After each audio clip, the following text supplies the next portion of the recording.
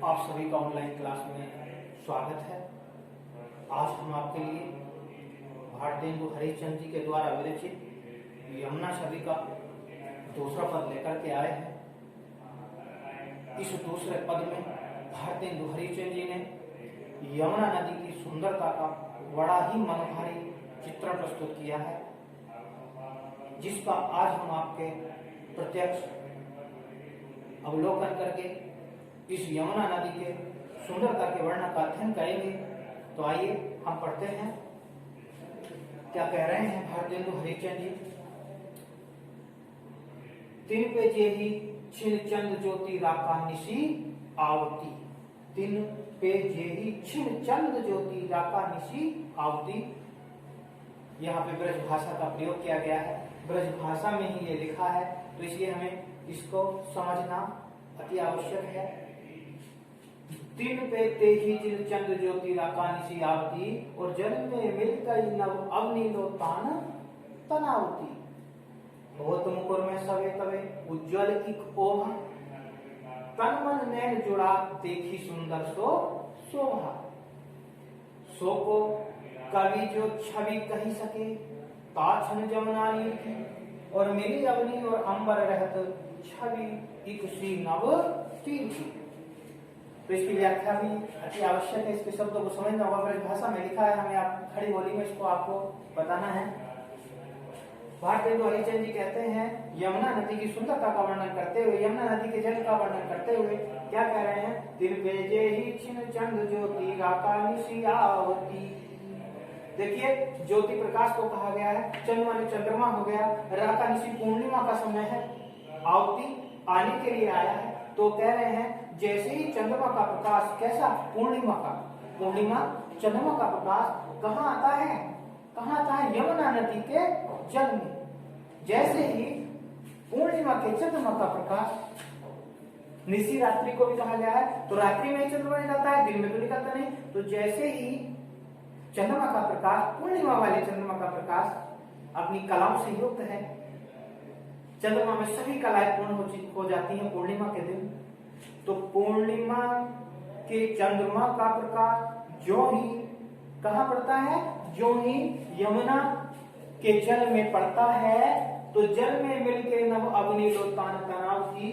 तो जल में मिलकर के वह प्रकाश, जल में मिलकर के लो भी प्रकाश के लिए आता है, क्योंकि लो जैसे लो जल रही हो, दीपक की लो भी कहा जाता है। तो वह प्रकाश जल में मिलकर के नव माने आकाश तक, और अवनी पृथ्वी के लिए आता है।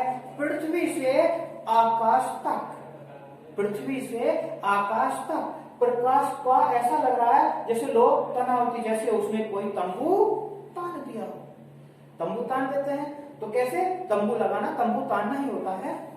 तो उसमें क्या कहा है कि दिन पे जेहि छिन चंद्र ज्योति राका निशी आवती। जैसे ही चंद्रमा का प्रकाश, पूर्णिमा के चंद्रमा का प्रकाश कहाँ आता है, यमुना नदी के जल में पड़ता है, आता है, आवती आता है।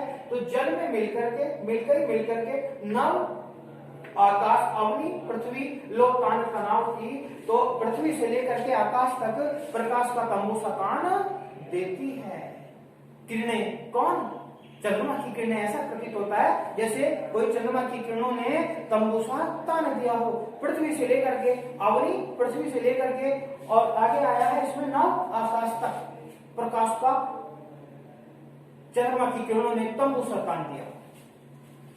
होत मुकुर में सवे तवे उज्ज्वली को होगा। इस सुंदरता को देख करके मुकुर में वह जो प्रकाश है, जल में जब पड़ता है तो वह प्रकाश कैसा लग रहा है, मुकुर में, मुकुर इसके लिए आया है, मुकुर में आया है दर्पण के लिए, कि स्वच्छ दर्पण के समान प्रतीत हो रहा है। उसकी जो सुंदरता है, उसकी जो आभा है, उसकी जो चमक है, उसकी जो आभा है, उसकी जो चमक है, वह एक दर्पण के समान लग रहा है। जल कैसा लग रहा है, स्वच्छ दर्पण के समान। जैसे दर्पण में पृथ्वी में स्वच्छ साफ दिखाई देता है, इसी प्रकार से यमुना नदी में भी क्या कर रहा है, वह किरणें जब पड़ती हैं तो वह दर्पण के समान प्रतीत होता है, सब कुछ दिखाई दे रहा है। तन मन नैन जुड़ा देखी सुंदर सो शोभा। उस सुंदरता को देखने के लिए, जब इतनी सुंदर शोभा उसकी दिखाई दे रही है, और जब उसकी शोभा भारतेंदु हरिश्चंद्र जी बता रहे इतनी सुंदर है कि उसको देखने के लिए तन मन नैन जुड़ात देखी सुंदर सो शोभा। तन जो हमारा शरीर होता है, मन जो हमारा मन होता है, नैन जुड़ा अर्थात आंखों से एक टक लगा करके उस यमुना नदी की सुंदरता को देखा जा रहा है।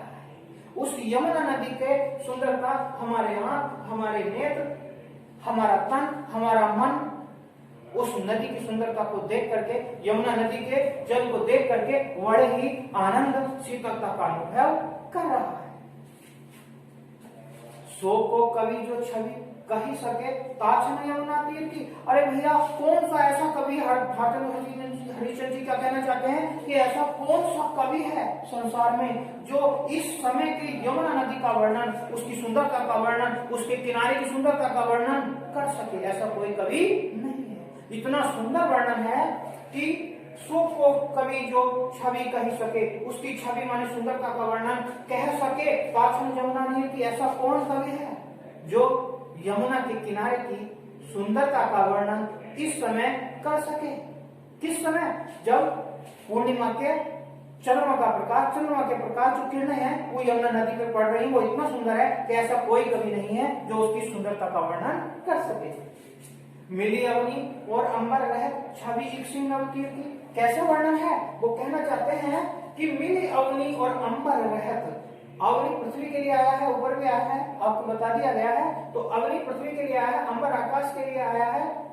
छवि एक सिंह तीर की यमुना नदी का जो किनारा है, तीर माने किनारा, तीर माने क्या आया है यहाँ पे? किनारे के लिए आया है। तो यमुना नदी के किनारे की शोभा इतनी सुंदर है, इतनी मर्मस्पर्शी है, इतनी नेत्रों को शीतलता प्रदान करने वाली है, इतनी आंखों को आनंदित करने वाली है, मन को आनंदित करने वाली है कि वह उसका वर्णन कैसे कर सकता है, क्योंकि वह समय कैसा है? वह तो नवतीर की यदि नदी का किनारे से लेकर के, अग्नि से लेकर के यानी पृथ्वी से लेकर के और आकाश तक एक की समान शोभा उसकी दिखाई दे रही है। यहां से वहां तक, यहां से वहां तक एक सी सुंदरता दिखाई दे रही है।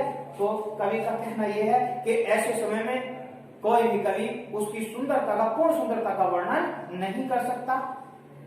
तो यह है भारतेंदु जी का जो पद है, यमुना छवि का दूसरा पद है, यह हमने आज पढ़ा है और आगे अब हम दूसरा पद लेकर के आएंगे।